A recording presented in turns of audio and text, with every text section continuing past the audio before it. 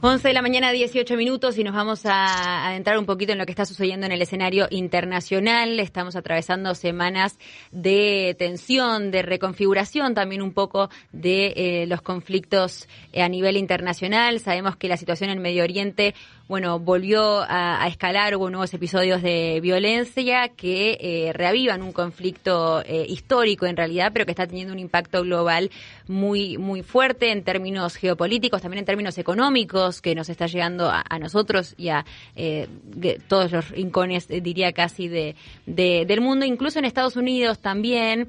Hubo fuertes movilizaciones en las últimas horas, la verdad, en distintas ciudades de todo el país, protestas en contra del gobierno de Donald Trump. Lo leíamos recién en algunos de los diarios, en las portadas que hablaban de esta contra de, decían todos contra el rey, no queremos ningún rey. Bueno, se encargaron muchos de avisar que cuando dicen rey hablaban justamente de Donald Trump. Y queremos saber un poco cómo se está llevando a cabo esta polarización, estos liderazgos. Hablábamos un ratito también de lo que pasa acá más cerquita en Chile. Y para poder analizar este escenario un poco más en profundidad, estamos en comunicación con el analista internacional Tomás Santolin. ¿Cómo estás, Tomás? Muchas gracias por atendernos hoy. ¿Qué tal? Un gusto estar con ustedes. Muchas gracias, el gusto es nuestro y gracias por hacerte un ratito el domingo. La verdad es que no da tregua, ¿no? Este conflicto, o sea, domingo, fin de semana, están pasando todos los días algo diferente y cuesta a veces seguir un poco el hilo de este clima político.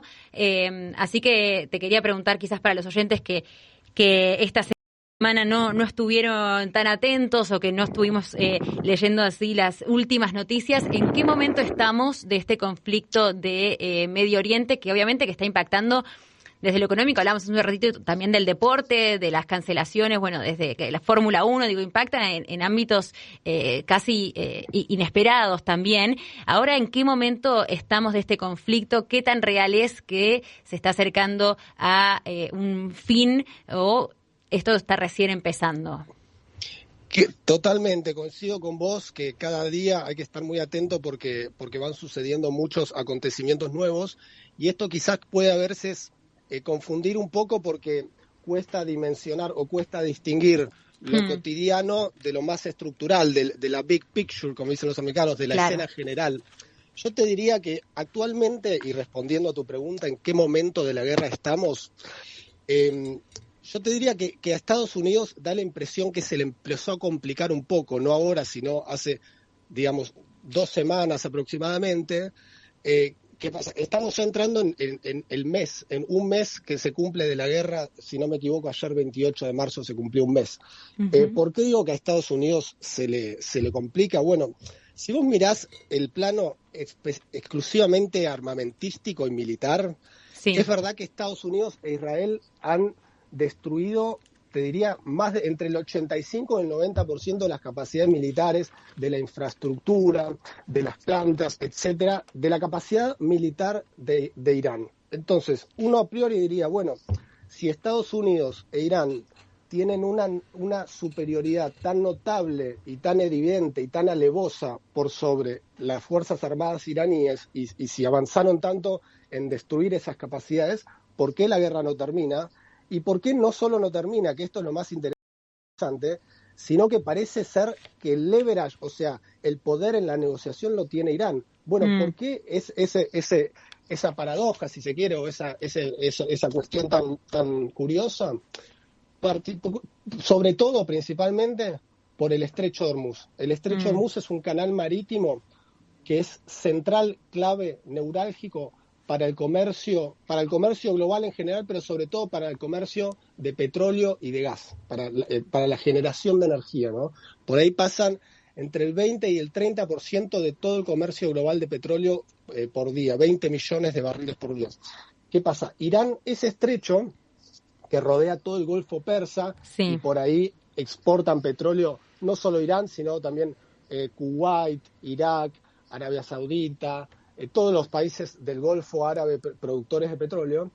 Es un estrecho que es en su parte más angosta, es muy estrecho, tiene no más de 35 kilómetros de largo, es decir, podríamos casi cruzarlo nadando, y eso hace que sea fácil de controlar por las Fuerzas Armadas iraníes. Entonces, al tener el control del estrecho, eso le da un poder inimaginable a Irán, un poder absoluto, no absoluto porque nunca es absoluto, pero un poder enorme para presionar en la negociación. Es decir, si bien es verdad que en sus capacidades militares se ha visto muy, muy reducido, tiene esa carta de negociación que es clave, porque Irán te dice, te bloqueo el estrecho a través básicamente de dos vías armamentísticas, que son los drones y las minas. ¿Es Los viable drones un bloqueo total por parte de Irán del Bueno, estrecho? esa es una pregunta muy interesante. El estrecho hoy está totalmente controlado por Irán. ¿Qué pasa? Hay una curiosidad, que es que algunos buques de carga están pudiendo transitar y están pudiendo sacar el petróleo de ahí. ¿Qué Claro. buques de carga son esos? Bueno, son buques de países que Irán considera no hostiles. Los primeros fueron India y Pakistán, después se empezaron a sumar China, se empezaron a sumar Rusia, Irak, Bangladesh, Malasia, países que Irán no considera aliados o cercanos a Estados Unidos y a Israel. Lo que hacen es negociar directamente con Irán, esos países, y obtener una especie de habilitación que les permite transitar por ese estrecho, lo cual, a su vez, también, en términos políticos, incluso en términos simbólicos, le da cierta legitimidad a Irán, porque ya tiene un rol de intermediar directamente con interlocutores, en muchos casos actores de enorme peso global, como China, como India, mientras que Estados Unidos pareciera estar en una situación un poco más difícil, porque a medida que pasa el tiempo y que el estrecho de Hormuz sigue virtualmente bloqueado, más allá de estas excepciones, esto impacta en todos los mercados globales, en particular en el mercado del petróleo y del gas. Esto hace que suba el precio del petróleo y esto, bueno, perjudica a priori a todo el mundo, porque cuando sube el petróleo sabemos que eso es un multiplicador de los costos en general de cualquier economía, porque cualquier producto que vos compres en el almacén, en el kiosco, lo que sea, tiene un componente alto de petróleo, sobre todo por cuestiones de transporte, etcétera. Entonces, Estados Unidos se empieza a ver más presionado, tanto en el plano internacional como en el plano doméstico. En el plano internacional, porque hay cada vez mayor demanda y mayor presión para que este conflicto termine.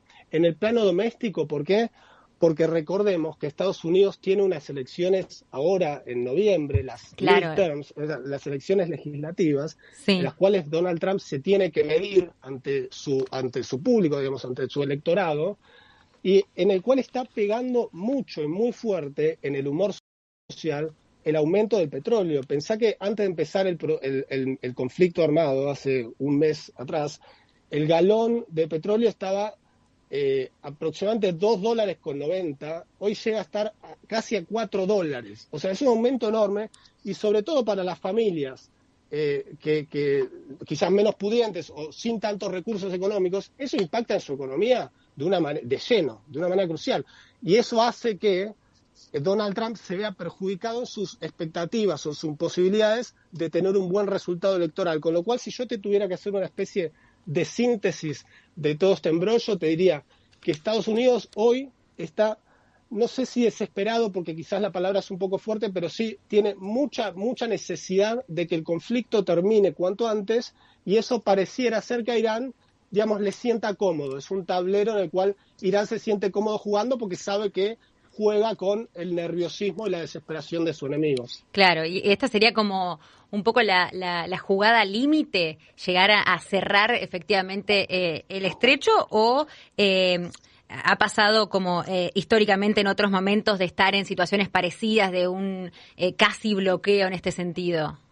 A ver, mira, hace unos días salió un informe, no me acuerdo si de McKinsey o de JP Morgan, que son consultoras financieras, que decían que es probable que a partir de este conflicto el precio del Brent, que es el barril de petróleo que se usa como commodity internacional, supere los $147, hoy está llegando a 120 por ahí, supere los 147, que es el récord histórico, es decir, nunca antes había superado ese precio. Cuando vos me decís, digamos, si esto es un punto que siga a partir de ahora o qué tan grave puede ser, bueno, hay un aspecto, un factor muy importante, clave, que tenemos que observar, que es el traspaso o el envío de tropas de unidades militares estadounidenses a la región, que son aproximadamente 4.500, 5.000 unidades del cuerpo de marines, más 3.000 soldados de divisiones aerotransportadoras, es decir, de divisiones aéreas. En total se habla de 8.000 unidades, 8.000 soldados que ya habrían sido enviados, más eventualmente 10.000 más. Esto, el envío de tropas a tierra, que si bien esas tropas todavía hoy no están en tierra iraní, sí ya están desplegadas en la región, evidentemente aumenta mucho la tensión militar, porque una cosa es un conflicto a través de misiles en el cual Estados Unidos no interviene directamente en el terreno, claro. Y otra cosa ya es enviar tropas, ya sería escalar más el conflicto militar. Si vos me preguntás qué posibilidades o cuál es el riesgo, cuál es la chance de que esa escalada militar avance, bueno, yo diría, ese riesgo es real, pero hay que contraponerlo, hay que balancearlo con las negociaciones, las charlas que se están haciendo en paralelo, que ahí también es un tema aparte, ¿no? Porque Irán, por su lado, niega que esté negociando, Estados Unidos lo firma, lo que dicen la mayoría de los analistas es muy probable que hoy Irán esté teniendo conversaciones, obviamente informales y por izquierda, no por canales diplomáticos, pero de todos modos vos ahí también tenés un problema porque pensá que el líder supremo iraní, el ayatolá Jamenei, Ali Jamenei, sí, había sido asesinado a principios de este conflicto, con la primera serie de ataques. Luego, el hijo, el heredero, Mustafa Jamenei, hubo un misterio durante todos estos días, estas semanas, porque no se sabía bien su paradero, no aparecía en público. Cuestión que es muy probable, la mayoría de las personas, de los analistas hoy consideran que también murió Mustafa Jamenei, el hijo.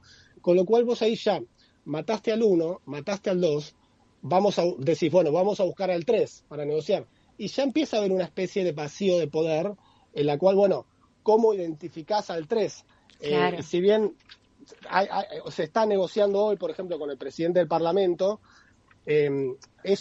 también es un desafío para los diplomáticos norteamericanos encontrar un interlocutor válido, legitimado y con capacidad real de aplicar los términos que se planteen y que se negocien, ¿no? Con lo cual también ahí es una complicación.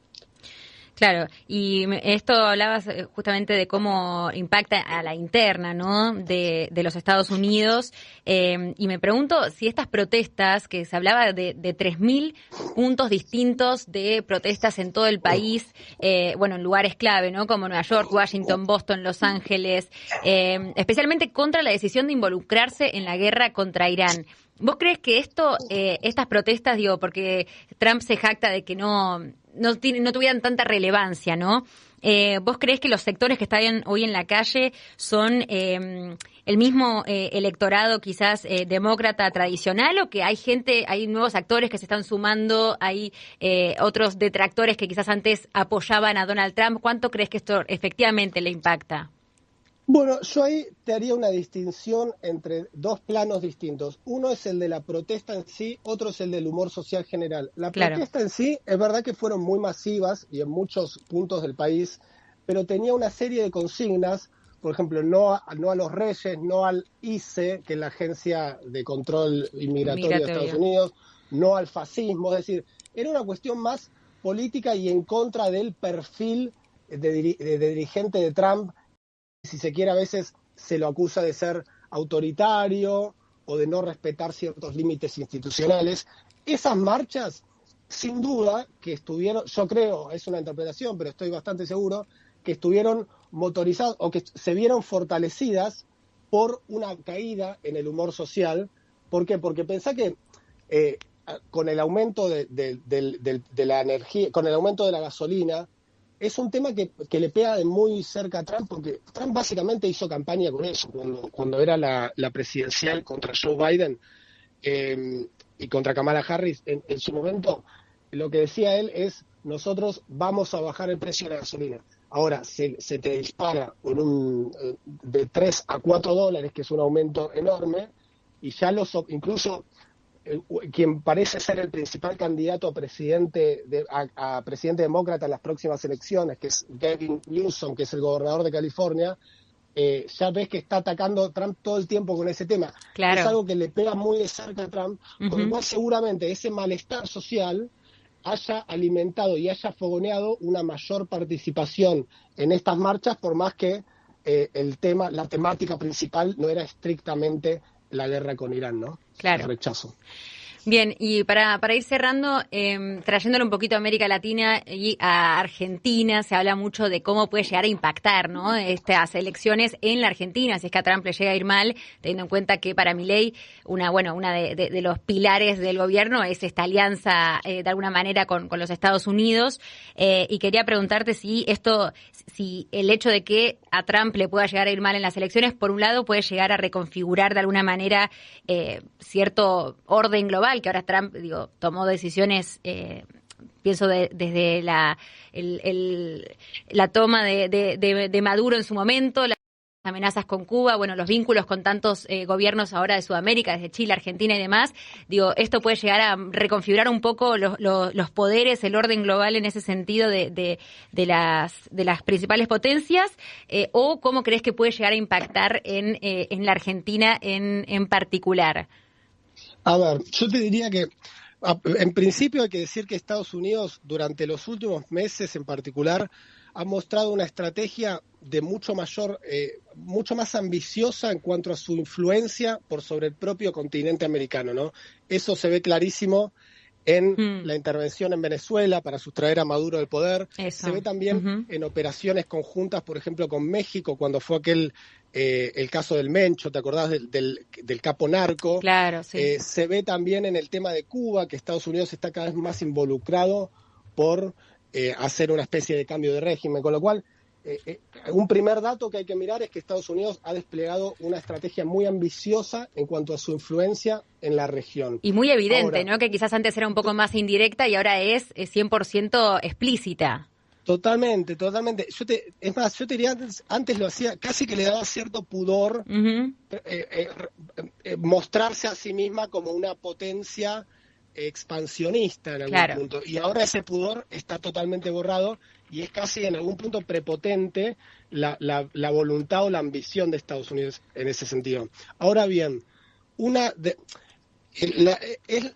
mayoría de las encuestas hoy te dicen que es posible que Estados Unidos que Donald Trump y que el Partido Republicano no tenga un resultado demasiado positivo en la elección. Es decir, hoy en día los republicanos controlan tanto la Cámara de Senadores como la Cámara de Representantes. Eso podría cambiar y ya primero es un golpe en términos de cantidad de votos y en términos concretos, y también es un golpe simbólico para Estados Unidos porque siempre viste que estas elecciones de medio término funcionan un poco como un referéndum para medir la legitimidad y la popularidad del gobernante. Claro. Exacto. Entonces, si a Donald Trump, si a los republicanos le va mal, eso también probablemente erosione un poco su protagonismo, sus expectativas, etcétera. No quiere decir que necesariamente vaya a ser un quiebre en su política exterior, pero sí probablemente que al menos tenga que dedicarse quizás un poco más al plano doméstico que en pos de solucionar ese malestar social. Claro. ¿Cómo impactaría esto a Argentina? Sí, yo te diría que hoy en día para Argentina el escenario más favorable probablemente sea una victoria de los republicanos, porque eso consolidaría a Trump en el poder, y considerando que Estados Unidos es uno de los principales aliados, si no el principal aliado del gobierno de Javier Milei, por lo tanto de la República Argentina, estaría dentro de los intereses de Argentina una victoria del Partido Republicano. De todos modos, si llega a perder, tampoco creo que sea determinante para la Argentina. Es una cuestión que en todo caso puede tener cierto... puede perjudicarlo, pero es más bien leve y más bien indirecto, te diría. Claro, todavía no tendría tanto peso porque, sigue siendo una elección de medio término, pero sí va a indicar un poco el futuro posible del gobierno de los Estados Unidos y, en todo caso, la relación acá con Argentina y con, los tratados que se han venido haciendo y distintos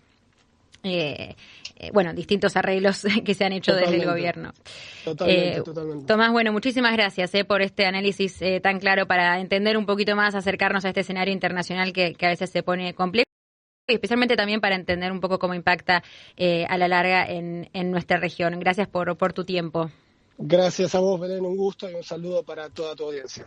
Gracias. Conversábamos con Tomás